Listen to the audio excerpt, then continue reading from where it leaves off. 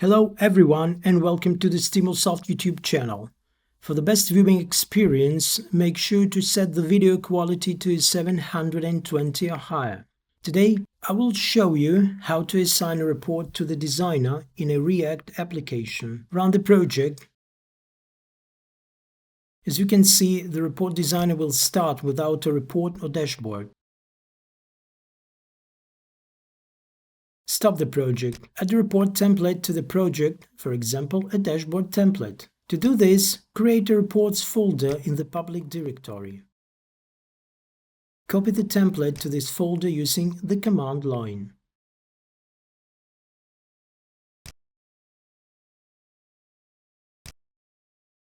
Open the component file. Import the Stimulsoft namespace.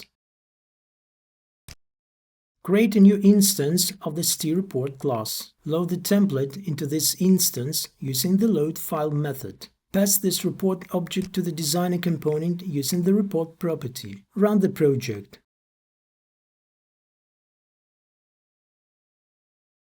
Reload the page in the web browser. Now a dashboard will be loaded into the report designer. Click Preview to show the dashboard. If you found this helpful, do not forget to like our video and subscribe for more tutorials. Bye.